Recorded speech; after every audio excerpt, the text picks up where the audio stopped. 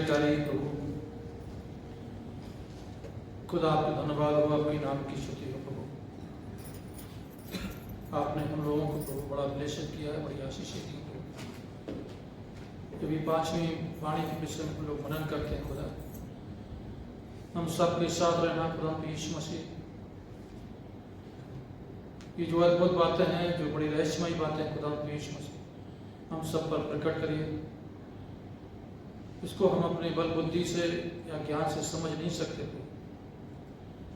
प्यारे खुदा, हम सबको अपनी आत्मा से मालामाल करिए खुदा, ताकि सचमुच ये जो बातें हैं आपके वचन को, उसको हम समझ सकें प्रभु, और हम जाने किस तरह से आपने हमारे लिए दुख को उठाया है,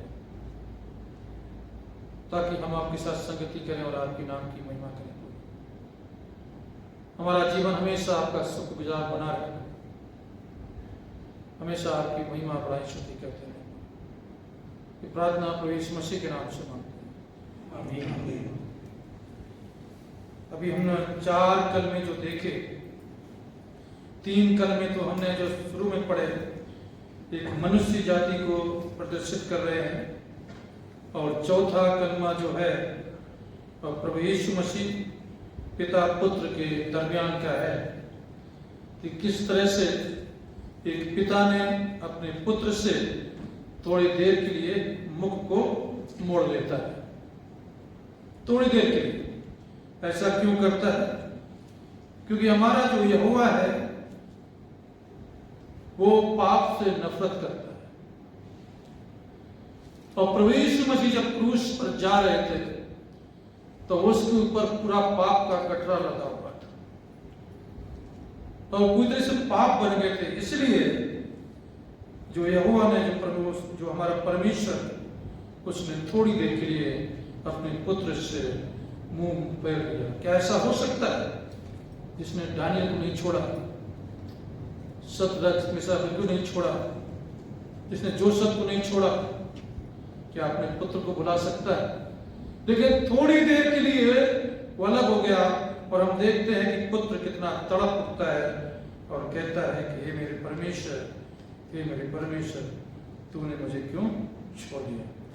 चौथी जो, ये 5वीं जो वाणी है वो है मैं प्यासा हूं। और यूहन्ना रचित सुसमाचार उसका 19वां अध्याय, उसको 8वां पद है, और इसको हम पढ़ेंगे। अगर हम उसको थोड़ा सा आगे से पढ़ें 25 पद से, और तो हमें थोड़ा और समझ में आएगा। परंतु यीशु ने क्रूस के पास उसकी माता और उसके माता और उसकी माता की बहन मरियम, क्लोपास की पत्नी, और मरियम मगदलीनी खड़ी थी। यीशु ने अपनी माता और उसके चेलों को, जिससे वह प्रेम रखता था, पास खड़े देखकर अपनी माता से कहा, हे नारी, देख ये तेरा पुत्र है। तब उस चेले से कहा, ये तेरी माता है, और उसी समय वह चेला उसे अपने घर ले गया। इसके बाद यीशु ने जानकर अब सब कुछ हो चुका, इसलिए कि भविष्यवाणी की बात पूरी हो, मैं प्यासा हूं। खुदा ने, जैसे मैंने पहले बताया कि बहुत से लोगों को मानना है कि जो पूरा हुआ वो आखिरी में आता है, और इसमें भी हम देखते हैं 6वीं वाणी में आ रहा है, लेकिन 7वीं वाणी कुछ हम दूसरी देखेंगे। लेकिन प्रभु यीशु मसीह ने हम पर जब देखते हैं, वो जब सोचता है कि अब सब कुछ फिनिश हो चुका है। प्रभु यीशु मसीह जो है तड़प गए, क्योंकि थोड़ी देर के लिए उसके पिता ने उससे मुंह को फेर लिया। और आप जो, मैं सोचता हूं, जो विज्ञान पढ़ते हैं और जिन लोगों ने बायोलॉजी या जो पढ़ा हुआ है, आपको पता है कि जब किसी मनुष्य के खून का एक एक कतरा निकल जाता है, तो उसके जो बॉडी में जो पानी की कमी हो जाती है, और इसीलिए उसको प्यास लगती है। ये चीज हमने कभी कभी बहुत बार अनुभव किया है। जब एक्सीडेंट होता है, किसी का खून निकलने लगता है, या और ऐसी चीजें आती हैं, वीकनेस होता है शरीर के अंदर, और जो पानी की कमी होती है, तो वो सारी रूप से क्या होता है, प्यास लगती है उसको। और दूसरी, अगर हम बाइबल के अनुसार मतलब यानी आत्मिकता के अनुसार अगर हम बात करते हैं, क्योंकि बहुत सारे लोग अलग अलग मत हो सकते हैं, इसमें एक मत ये भी है कि प्रभु यीशु मसीह चाहता था कि लोग ज्यादा से ज्यादा मेरे पास आए, क्योंकि मैंने अपने काम को पूरा अंजाम दे दिया। मैं आया, इस चर्बी में पैदा हुआ, आने के बाद वो जो संदेश था, जो परमेश्वर का, हमारे पिता का जो संदेश था, उसको हमने हर एक लोगों तक पहुंचाया। उस सारे सोशल जस्टिस के काम, सामाजिक न्याय के काम, चंगाई के काम, पिता के परमेश्वर का जो संदेश था, उस सब कुछ खुदा ने बखूबी के साथ में को पूरा किया। अब जो समय का और था बहुत जो उसके लिए बहुत पीड़ादायक था, वो था क्रूस की मृत्यु। इसीलिए जब क्रूस तक जा रहा था तो उसने कहा कि पिता, ये ऐसा जो जहर है, जो प्याला है, मैं तो चाहता हूं घट जाए, लेकिन फिर भी तेरी इच्छा पूरी हो। ये भी एक तरह का उसी काम के अंदर ही आता था, और इस सारे काम को जो है वो अंजाम दे रहा है। जो एक पूरी तरीके से एक फिल्म थी, वो पूरी तरीके से उसने कंप्लीट करने के लिए जा रहा है।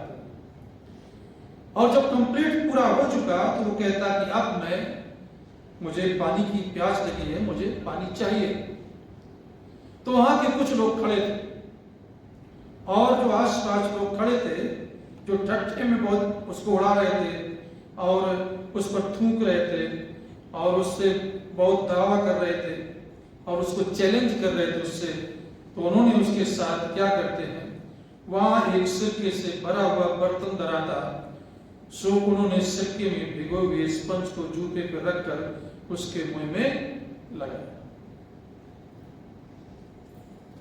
कितनी बड़ी, मैं सोचता हूं कि इससे बड़ा अपमान शायद प्रभु का नहीं हो सकता, किसी का भी।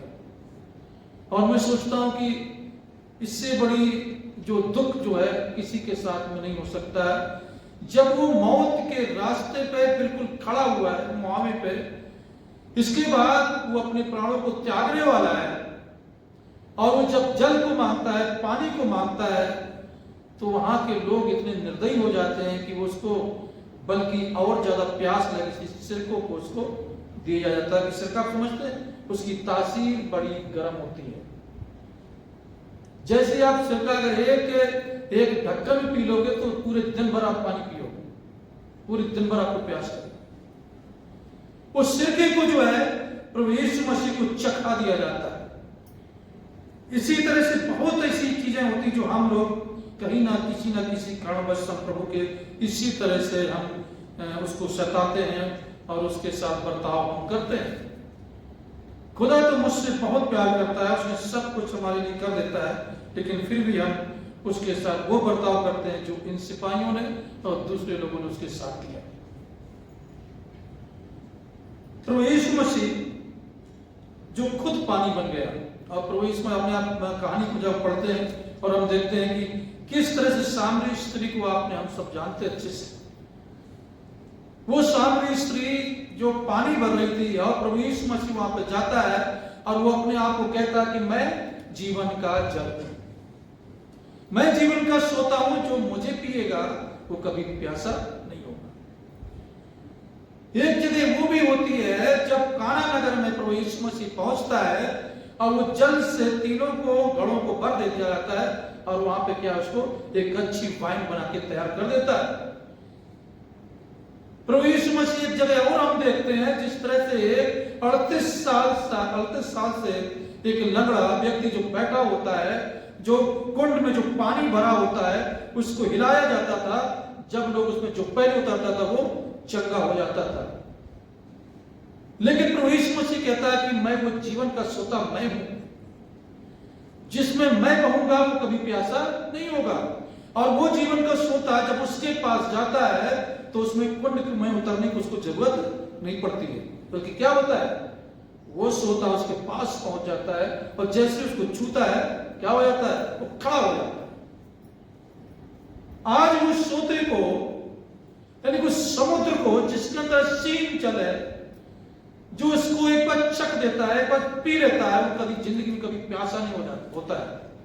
वो कहता है कि मैं प्यासा हूं। मदर टेरेसा का एक बहुत अच्छा एक विचार है। वो कहती है कि जो प्रभु यीशु मसीह है उसको जो है आत्माओं की प्यास है, यानी कि लोगों की प्यास है। वो एक कोट करती है एक चीज को। वो कहती है कि कोई किसी को भी कोई अगर एक ठंडा गिलास अगर गर्मी में आपके पास आता है और ठंडा गिलास पानी पिला देता है, तो आप ये मान लीजिए कि मैंने प्रभु यीशु मसीह क्रूसित यीशु को जो क्रूस पर चढ़ा हुआ है, मैंने उसको पानी पिला दिया।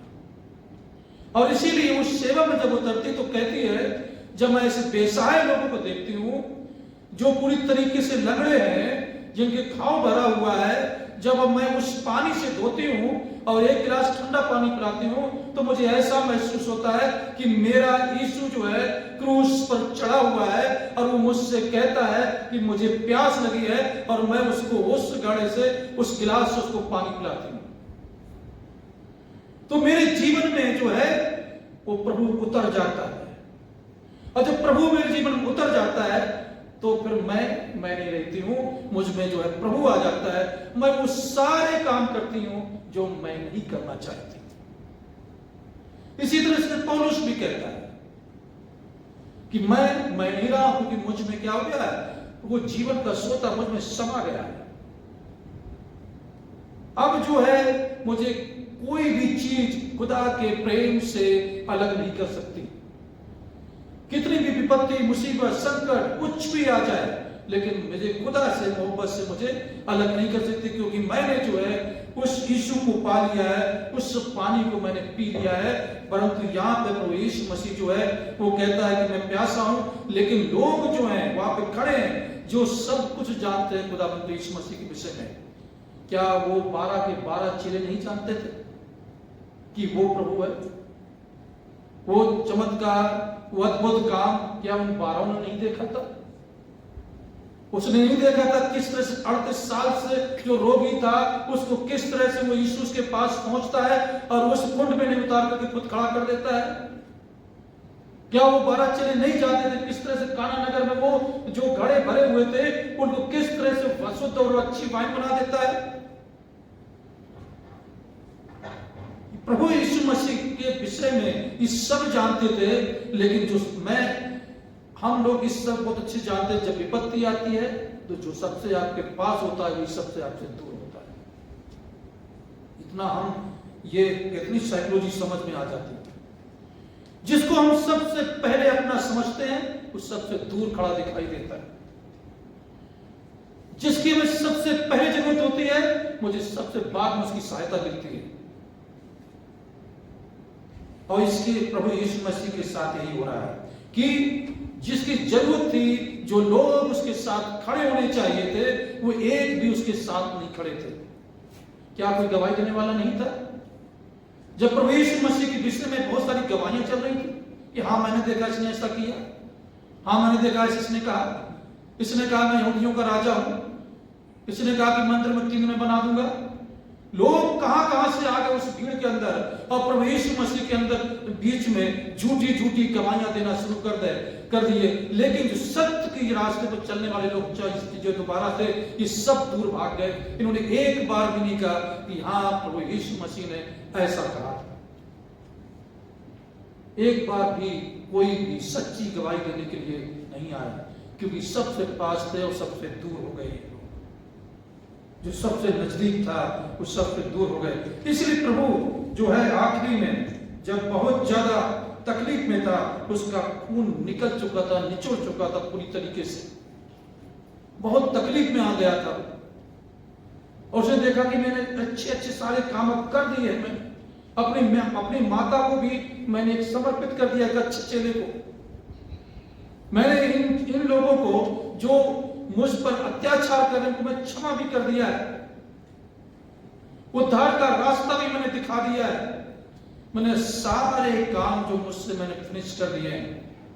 मैं चरनी में आकर के वो सारे दुख और दर्द मुसीबत मैंने देख ली है।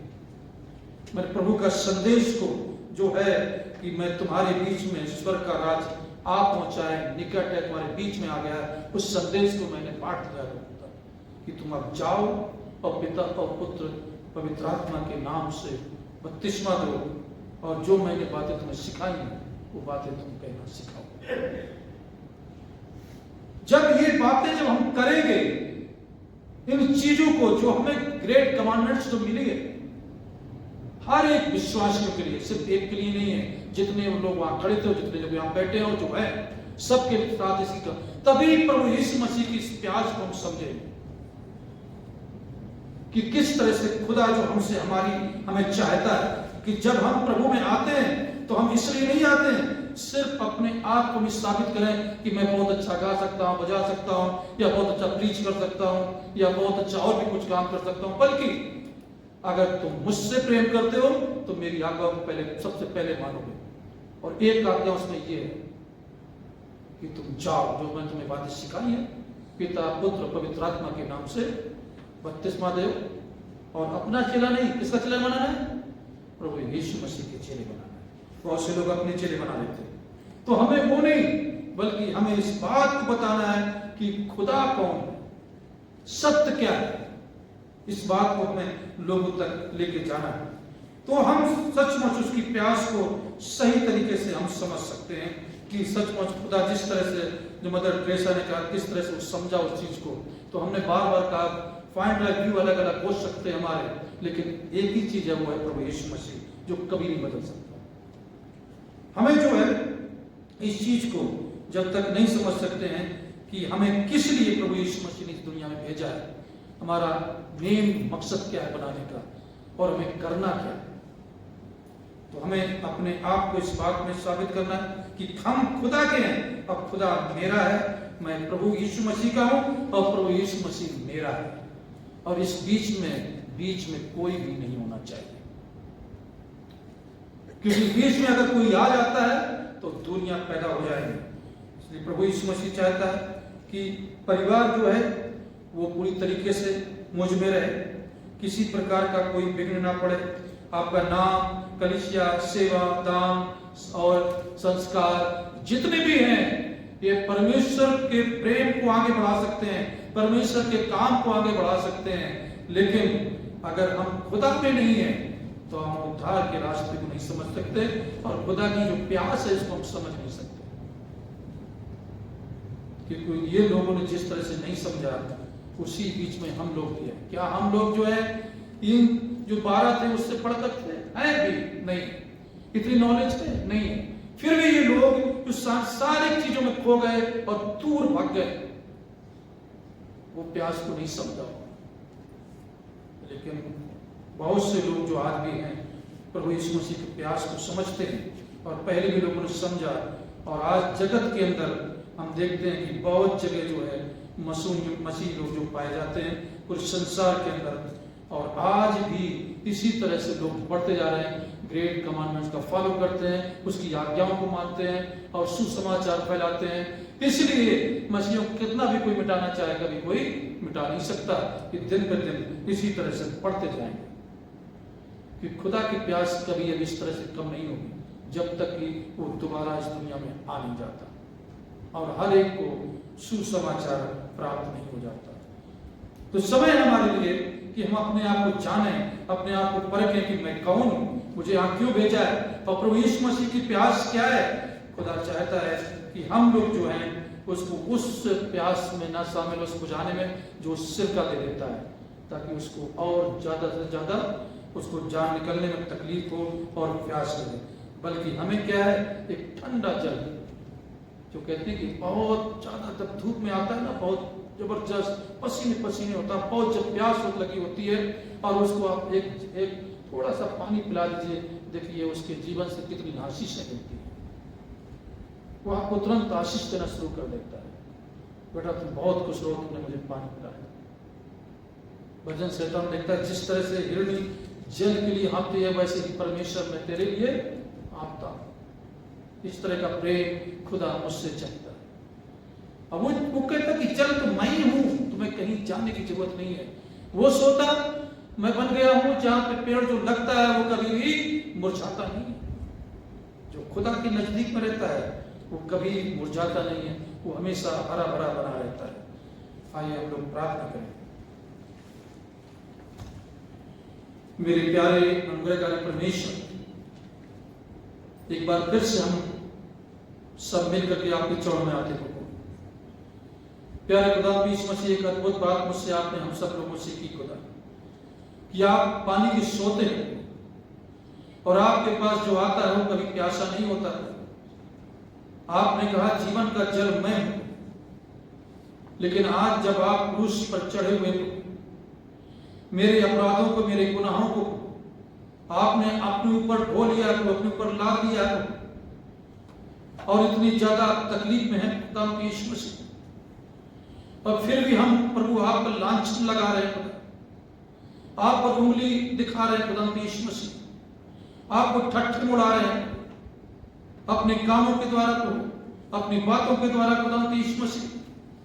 बार बार आपको हम ताना देते हैं, बार बार आपको तकलीफ देते हैं। मेरे प्यारे परमेश्वर, आपको उतनी तकलीफ नहीं जो आपको भाला चुभाने से हुई हो, बल्कि वो तकलीफ सबसे बड़ी थी कि जो आपके लोग आपको छोड़ के भाग गए।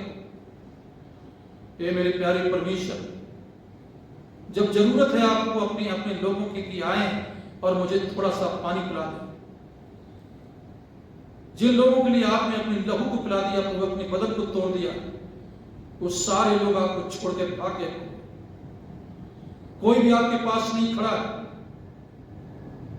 इसी तरह से प्यारे परमेश्वर, हम कभी कभी ऐसी ही अनुभव करते हो, जब हम तकलीफ में होते हैं, हमारे आंसू निकलते हैं, ऐसा महसूस होता है हमारा कोई नहीं रहा, चारों तरफ अंधकार हो गया है, कोई मेरी सुधि नहीं लेने वाला है, कोई मेरी बातों को नहीं सुन रहा है, कोई मेरे पास नहीं है, कोई मुझे एक गिलास पानी पिलाने वाला नहीं, कोई दवा देने वाला नहीं है। लेकिन प्यारे परमेश्वर, मैं जानता हूं आप हमारे साथ हैं खुदा यीशु मसीह। उस समय भी प्रभु आप हमारे साथ खड़े रहते हैं खुदा, वो जीवन का श्रोता प्रभु खुदा आप है प्रभु। हम कैसी भी तकलीफ होते प्रभु, आप मुझे नहीं छोड़ते। सचमुच आपका प्रेम बड़ा अद्भुत है प्रभु। हम आपको छोड़ देते, लेकिन आपने मुझे नहीं कभी छोड़ा, ना कभी त्यागा प्रभु। आपका धन्यवाद हो, आपकी नाम की स्तुति हो मेरे प्यारे खुदा यीशु मसीह। प्यारे प्यारे परमेश्वर, हमारी प्रार्थना हमें इसका भी बनाई प्रभु, ताकि सचमुच हम सच्चाई के साथ में आपकी प्यास को बुझा सके प्रभु। उन लोगों की तरह ना बने प्रभु जिन्होंने सिरके से पिला दिया प्रभु। मेरे प्यारे खुदा, हम पर मेहरबानी दया अनुग्रह करें प्रभु। सारा आदर मान महिमा आपको दे रहे प्रभु। ये प्रार्थना खुदा यीशु मसीह के नाम से मांगते हैं, आमीन।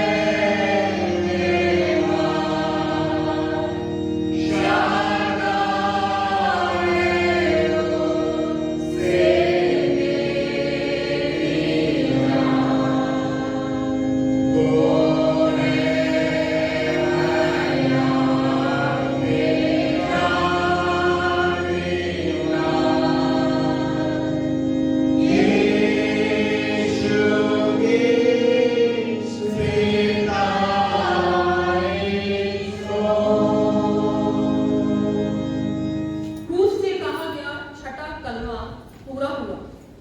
आइए हम प्रार्थना करें। Hallelujah, praise the Lord. हे प्रभु, हम तेरा धन्यवाद देते हैं प्रभु इस सुंदर समय के लिए जो तूने हमें दिया पिता परमेश्वर। हम तेरा धन्यवाद देते हैं इस मौके के लिए प्रभु जो तूने हमें दिया प्रभु। हम इस लायक भी नहीं पिता परमेश्वर, पर तूने हमें इस लायक बनाया है, इसके लिए तेरा धन्यवाद प्रभु। हे पिता परमेश्वर, जो भी वचन आज हम सामने रखने जा रहे हैं प्रभु, हे पिता परमेश्वर, वो हम सबके मनों में उतरने पाए पिता परमेश्वर। तूने कहा है जहाँ 2 या 3 बंदे तेरे नाम से इकट्ठे होते हैं तो उनके बीच में हाजिर होता है। हम चाहते हैं प्रभु तो अपना सिंहासन हमारे बीच में लगा पिता परमेश्वर, और हमारी समझ और बुद्धि को खोल पिता परमेश्वर, और अपनी मर्जी को जाहिर कर प्रभु कि तू हमसे क्या कहना चाहता है प्रभु, और हमारी बुद्धि को खोल कि हम उसे समझ पाए प्रभु।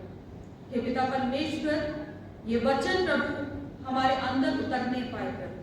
इस छोटी सी दुआ से हम प्यारे मसीह के नाम में।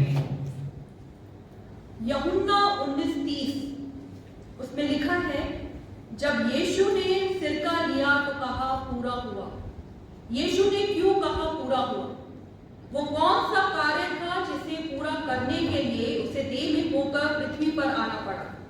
वो कौन सा काम था जिसे वो स्वर्ग से पूरा करना नहीं चाहता था?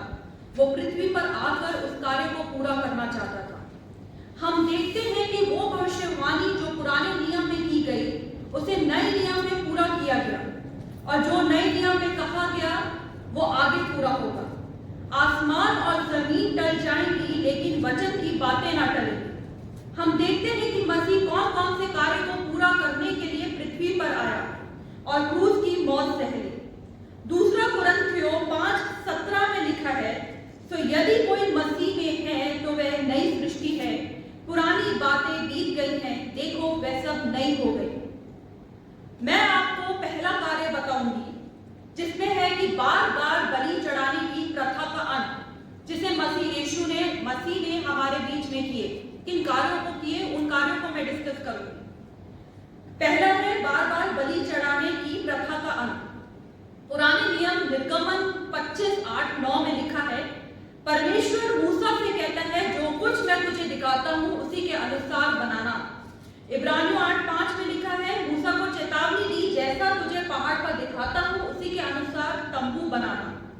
निर्गमन 26:33 में लिखा है, यानी कि 2 तंबू बनाना और उन दोनों तंबू के बीच में एक पर्दा लगाना जो पवित्र स्थान को परम पवित्र स्थान से अलग करे। ये पवित्र और परम पवित्र स्थान 2 वेदी है, यानी कि 2 तंबू हैं।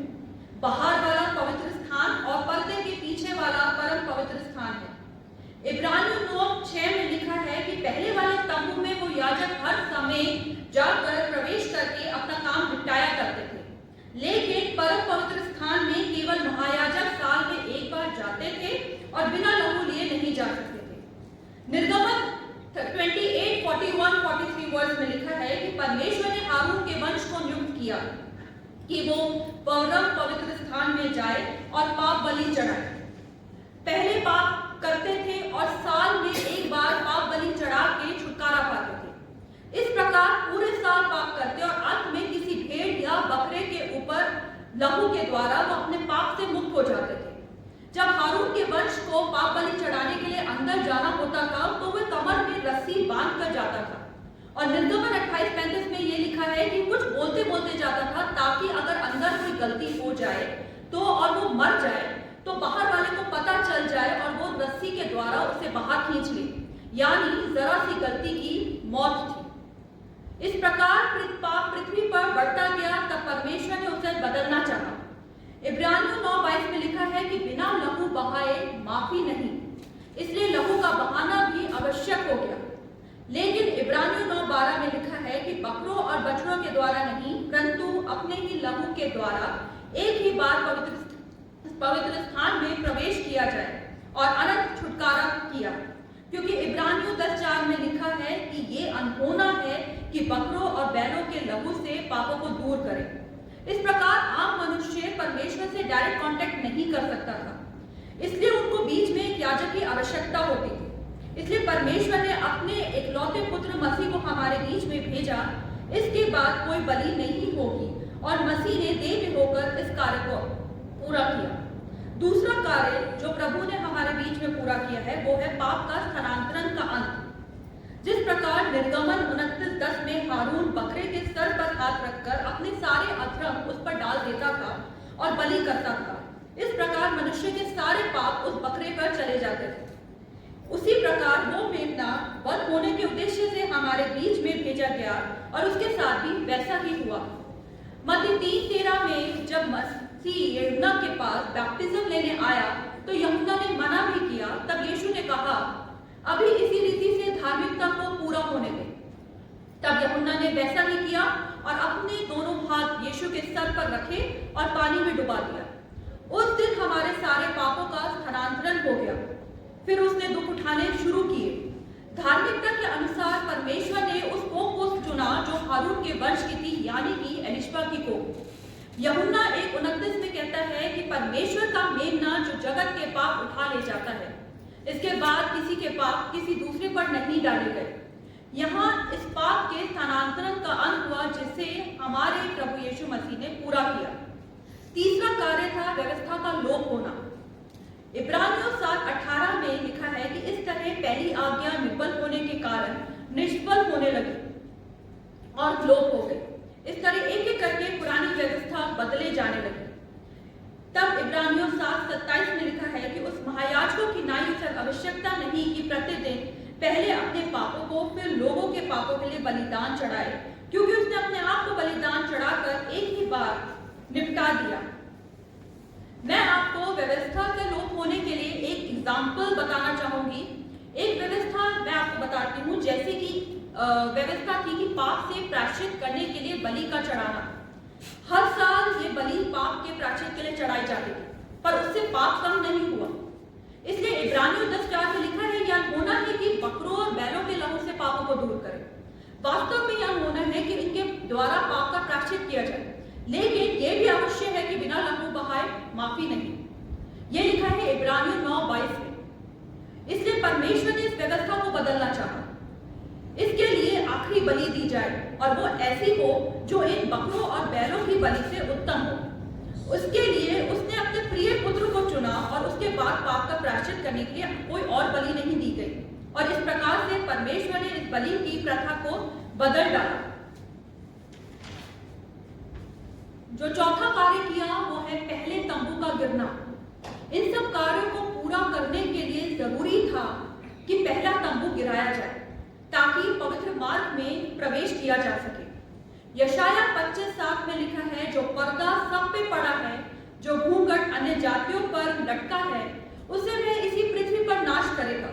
वह मृत्यु को सदा के लिए नाश करेगा और सबों के आंसू को पहुंचेगा। जी हाँ, इस पहले तंबू का गिरना, उस पर्दे का फटना, ये कार्य किया हमारे जीवित यीशु मसीह ने, जिसने जब क्रूस पर अपने प्राणों को त्यागा। वो पर्दा 2 टुकड़ों में ऊपर से नीचे तक फट गया और वह पहला तंबू गिर गया। यशाया 25:9 में लिखा है कि उस समय ये कहा कि यही हमारा परमेश्वर है, हम इसकी बाट जोड़ते आए हैं कि वह हमारा उद्धार करे, और हमारे परमेश्वर से सीधा मेल करा दिया। जो पांचवा कार्य था वो था मृत्यु पर जय।